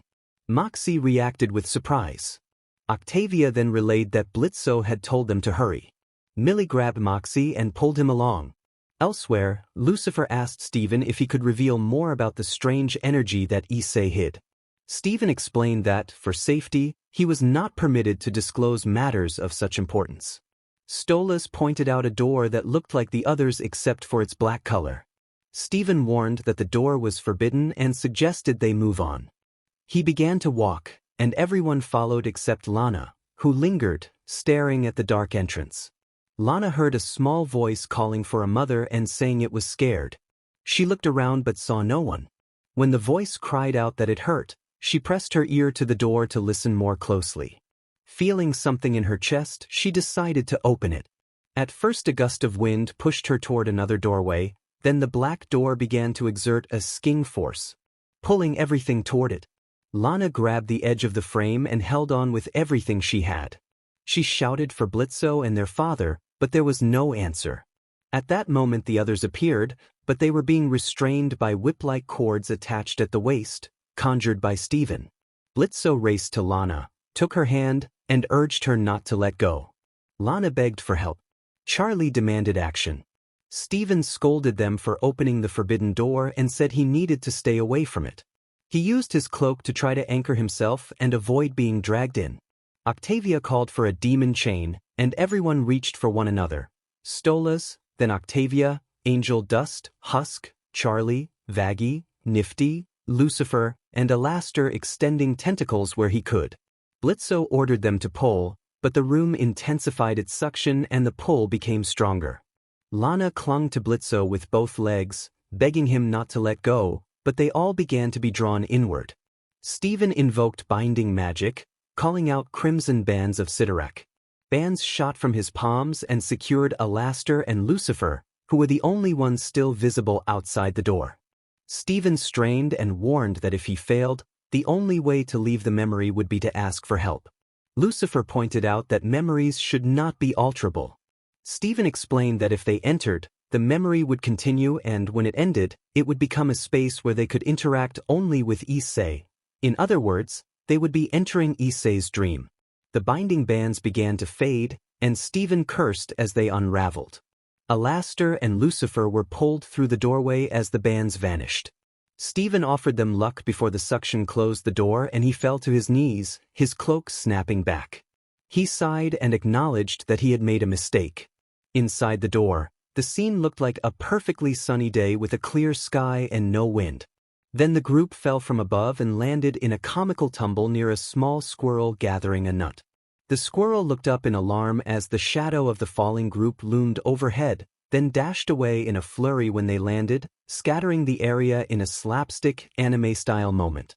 Blitzo rubbed his head and asked if anyone had written down the bus plate. Angel Dust complained that they could not feel their legs. Stolas, looking exhausted and faint, hoped for a moment of rest. The awkwardness of the moment made several of them blush, and they shifted uncomfortably. Lucifer observed that it was a pleasant place. Nifty pointed toward the squirrel. Charlie approached the little creature and wondered where they were. The squirrel stared back and scratched its head when asked if it knew where Issei was. Octavia noticed the picture frame she had seen in the hallway lying near a small lake and picked it up. She showed the photo of Issei as a child. The squirrel reacted and began to move, indicating a direction. Angel Dust commented that the squirrel's expressive face and gestures were adorable and that it might be their first word. The squirrel hopped and walked ahead to lead them. As they considered following, an older man approached and interpreted the squirrel's signals, saying the child had been accompanied by a man and a woman who were wolves, and that they had gone in the direction of Issei's house. Moxie asked who the man was. The man introduced himself as Stan Lee and smiled politely. Lucifer asked if Stan could explain further, and Stan agreed. The squirrel continued to signal and point, and Stan conveyed that the child had gone with the wolf pair toward the house. Husk thanked the older man for his help. Charlie gathered the group and instructed that they would go together and not split up. Everyone agreed. When Charlie looked to thank Stan again, he had already vanished. A soft, magical breeze brushed across the group as they prepared to move. Moxie remarked that it felt strange. Octavia urged them to hurry and ran off in the direction the squirrel had shown. Stolas called after his daughter, asking her to wait. They all ran after where he had gone, and only Husk stayed behind, using his wings to follow their path. As they moved, many of them began to notice their surroundings changing. Buildings, trees, animals, and people slowly faded away until they stopped in front of a house Issei's parents' home. Millie asked whether they should go inside. Alastair said that if they wanted to get out of there, they should. They approached the door and froze when a string of harsh shouting came from within. Rosie's voice charged the air with accusations, and Stolas reached for the doorknob, turning it slowly to reveal a sorrowful scene. In the corner of the room, Issei sat curled and small, trembling under a storm of cruel words. Rosie, the harsh woman before them, glared at him with intense red eyes and berated him for not being like his siblings. She struck out at him, and Issei crumpled, crying and begging for it to stop. Charlie's anger flared and she shifted toward her demonic form, attempting to intervene, but the harsh Rosie moved through her as if unimpeded. Angel Dust, Millie, Octavia, and even Blitzo stepped forward to reach Issei and were unable to make contact. Rosie's presence seemed to repel them all. She demanded that Issei get up, and when he obeyed in trembling fear, she struck him again. He fell back to the floor, sobbing and pleading. Lucifer, Alastor, and Vaggie stood in heavy silence, visibly disturbed. Lana watched with a clash of emotions: sorrow at seeing someone she had grown fond of hurt, anger at Rosie's mistreatment, and helplessness at not being able to stop it. Everyone tried in their own way to intervene, but Lana heard another voice, someone crying from somewhere else, and followed it. Leaving the group, she found a white door with a small window.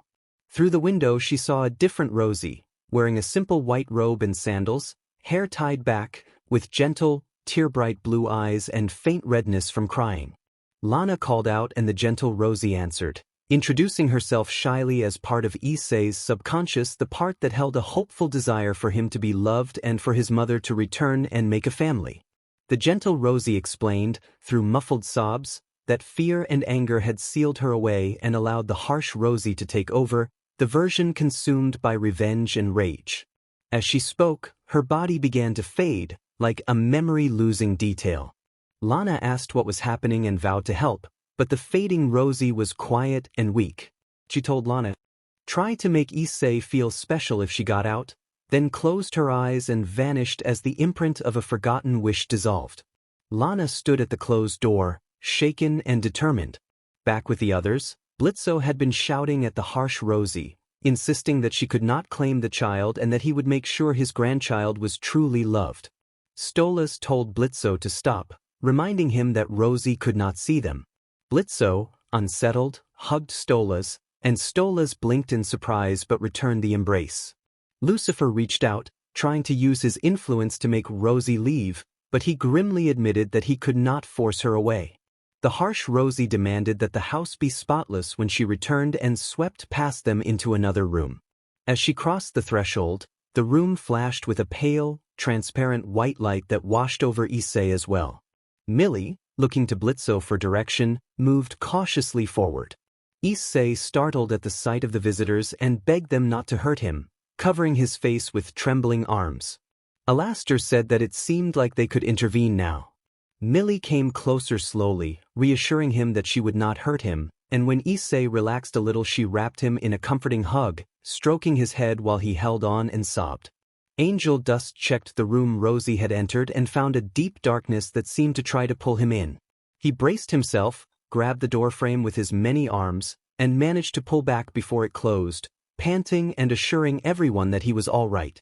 Stolas crouched to get a better look at Issei and asked how he was feeling.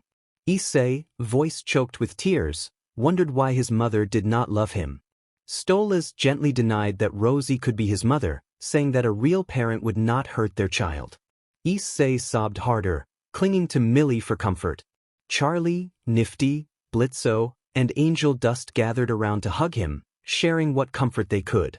Angel Dust smiled through his concern and promised that everything would be okay. When Lana stepped back toward the group, Issei's eyes widened and he recoiled, terrified. He begged them to keep the woman away and buried his face in Blitzo's chest. Everyone turned to see Lana standing there, and Lucifer approached her with a quiet request that she accompany him. Lana, bewildered, asked what was happening as the group braced for whatever would come next.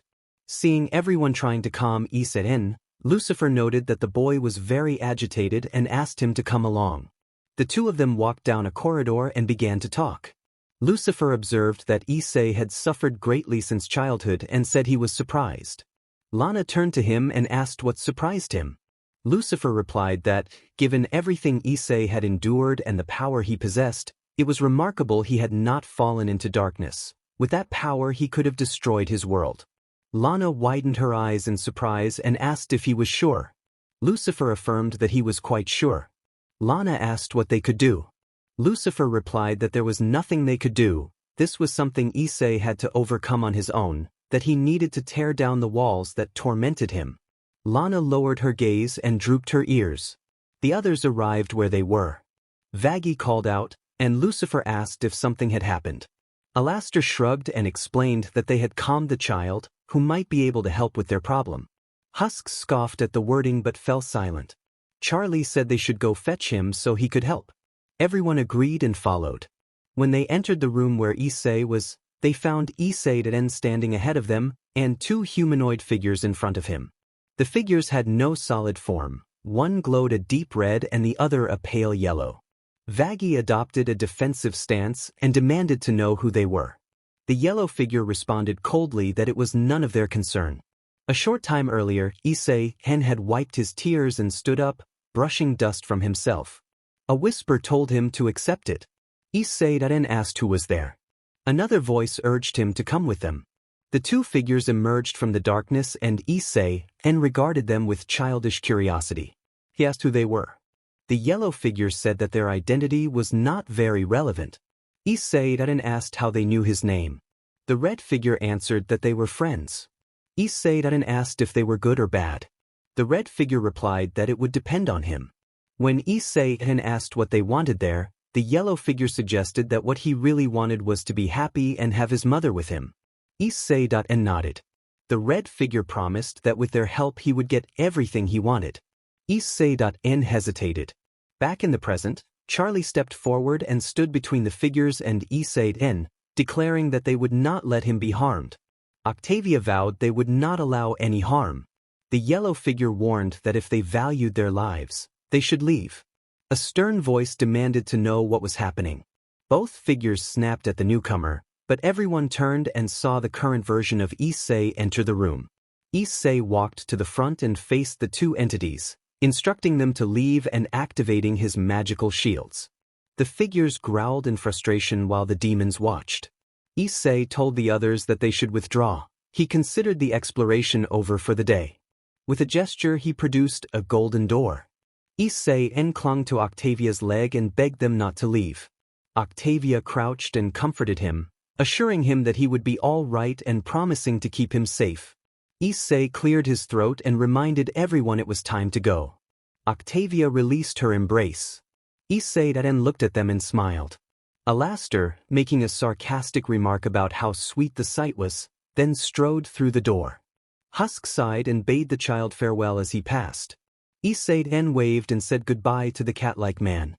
One by one everyone else stepped through the door and the room filled with white light. Later, in the real world, Issei studied what appeared to be a line of points, the anchor points of the universe, and searched for the location of his planet. He found what he sought, activated the seafoal's collar, and felt a purple current flow through him to his hands. He raised them and formed a transport circle similar to ones he had made before, though this one shimmered purple instead of yellow. Charlie expressed that it had been a pleasure to meet him. Issei returned the sentiment and apologized for what had happened earlier. Lana approached and hugged him, saying he should not worry. She might have reacted the same way in his place, possibly worse. Issei accepted the hug, then pulled away and confessed that he had never been able to forgive his mother. Nifty waved goodbye and hoped to see him again. Issei ruffled his hair and told her to take care, then told the group that each of them had earned his trust and friendship and that he hoped to meet them again. Lucifer stepped closer and wished Issei a good journey, apologizing for their rough start. Issei told Lucifer not to worry and handed him a small device, explaining that it was a prototype of a magical communication device. Lucifer identified it as a talisman. Issei added 2 more talismans and asked Lucifer to give them to Blitzo and Stolas. He thanked Lucifer for the book he had been given and said it might help him find useful spells in the future. Lucifer accepted the thanks. Issei sighed and prepared to leave, but Octavia called for him to wait. She ran after him, and Stolas tried unsuccessfully to stop her. Issei turned to look. Octavia rushed toward him, tripped over a stone, and flailed, colliding with him. They both stumbled into the portal and it closed behind them. Stolas cried out for his daughter. Inside the portal, both young travelers tumbled. Issei groaned and rubbed his stomach, feeling the sting of the fall. Octavia winced and checked herself. The portal sealed shut around them. Octavia saw that the portal had closed and panicked, crying out in alarm. Issei got to his feet and asked if she was all right. Octavia replied that, considering she was now far from home, she did not know what to say. Issei assured her that it could be fixed. Issei raised his hands and began to form a magic circle, but the circle sputtered with sparks and misfired, bursting in a sudden flare of energy that sent him flying. His cape shielded Octavia from the blast. Issei, recovering, admitted he had not expected that. Octavia asked what had just happened and what had caused it. Issei said he did not know and that this should not have occurred. Issei then asked where they were. To be continued. Experiment of love. The protagonist was a boy raised by inventors. His mother, Lara, specialized in espionage and was experienced in hand-to-hand combat and the art of the sword. His father, Chris, was a brilliant man with expertise in mechanics, robotics, and quantum physics. He had been trained to defend himself against his parents' enemies. His parents were killed in a vehicle explosion, leaving him alone. At first he managed a normal life, but later he was ambushed and died, which led him to a new existence in a harsh, otherworldly place. There he met two women, a mother and her daughter, and the three of them unintentionally became entangled in a complicated emotional triangle. A matchless sorcerer.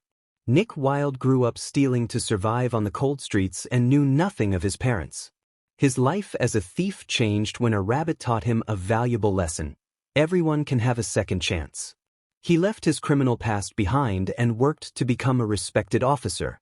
After 3 years, he and Judy were a couple, almost engaged, but an attack on their integrity left Nick severely injured in his legs while he saved Judy.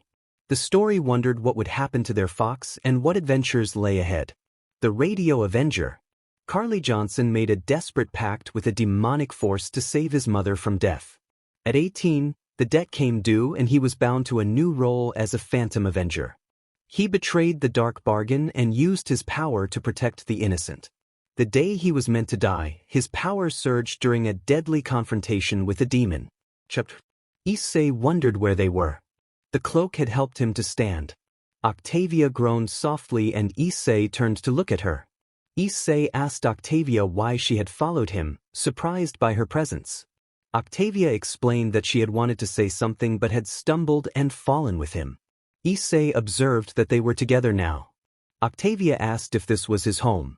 Issei studied the derelict alley around them and admitted that he had no idea. Octavia asked what they should do. Issei suggested they try to remain unnoticed and asked if Octavia had a human disguise. Octavia confirmed that she did, and a soft light enveloped her as her new appearance took shape. Octavia asked if Issei found it acceptable. Issei agreed. Octavia then asked what about him. Issei said it was not a problem.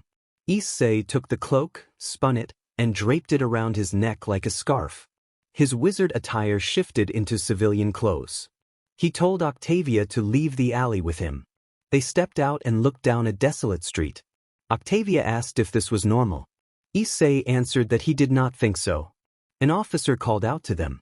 Both Issei and Octavia turned and faced a patrolman.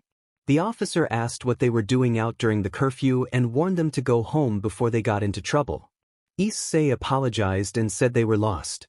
The officer muttered about the youth of today and approached Issei to demand identification. Issei reached out, took the officer by the forehead, and the officer collapsed, unconscious. Octavia asked in alarm what he had done. Issei explained that they did not know where they were and that the officer was their only way to find out. He told Octavia to watch for anyone coming and that he would be quick. Octavia agreed. Issei leaned over the fallen officer, placed his hands to the man's head, and a delicate, glowing circle appeared on the officer's forehead. Issei's eyes shone with a pale blue light as he read what he needed. Within a minute he stepped back and said he had what was necessary and that they had to go. Octavia asked what they would do with the officer. Issei suggested leaving him for now. Another voice called out in the distance, shouting Henry's name. Issei carried Octavia in a princess hold and they took to the air. Around the corner, a second officer found his comrade crumpled on the ground. The second officer checked his pulse and worried over what had happened, deciding he needed to take his partner to the hospital. Later, on a tall building, Issei set Octavia down so she could stand on her own. Octavia scolded him for not warning her before lifting her, saying she had been frightened. Issei apologized. Octavia asked what he had discovered. Issei reported that he had confirmed they were not in his homeland and that they seemed to have been diverted and ended up here. Octavia pressed him for certainty. Issei admitted that he was not sure. Octavia questioned how he could be uncertain. Issei moved his hands and revealed multiple spheres that contained unknown people and places.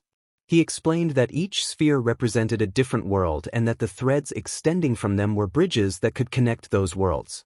He added that, from what he could tell, some of those bridges were disconnected from the others and shifted positions at random, and that something or someone was causing the disturbance. Octavia asked if she could return home. Issei responded that she could, but it would take some time. When Octavia asked what else he had investigated, Issei noted that in this world people seem to play a game with cards that summon monsters, a fascinating custom he wanted to study. He touched his chin thoughtfully. Octavia hesitated, and Issei reminded her that first they had to find a place to stay. When she asked whether he could open another portal to leave, Issei explained that it would be complicated. He said the Seafoal's collar had overheated when he used it to open the last portal. Another attempt might cause it to fail or worse, so he would not risk it. He estimated he could use it again in about 3 hours. Octavia asked where they would stay, and Issei offered to try something. He stood in front of her, raised his hand, and began to turn it slowly while chanting a warding phrase. A portal finished forming. Issei told Octavia to stay behind him, and she acknowledged. Both of them entered, and the portal closed behind them. Octavia found the place odd. Issei agreed that it was strange and noted it needed light. He looked at the hanging torches and summoned small flames with his hands to ignite them, illuminating the space. He then announced that someone was in the house. Octavia pointed out that shouting in a clearly abandoned place seemed odd, but Issei warned that many places that looked empty were actually watched. A voice agreed with him. Octavia moved behind Issei while he asked who was speaking and where they were. The voice told them to walk a little further, and they followed until they found a fountain. Issei asked who the voice belonged to. The being at the fountain introduced itself with many names: Source of Life, Water of Light, Mirror of Tomorrow, but preferred to be called the Seer. Octavia asked what the Seer was. The Seer explained that it inhabited the fountain and that its duty was to offer knowledge to those who sought it. Issei asked whether the Seer knew why the dimensional connections were failing. The Seer warned that the cause and effect was rooted in another dimension and that it could not provide specific clues. When Octavia asked how they could reach home, the Seer said that Octavia could return through the young man with them. Issei clarified that what they needed was a source of energy to create a dimensional GPS. The Seer suggested that they might try to take power from the gods. Octavia reacted with surprised amusement, and Issei asked where those gods could be found. The Seer showed through the fountain's water visions of 3 beings: Slifer the Sky Dragon, Obelisk the Tormentor, and the Winged Dragon of Ra.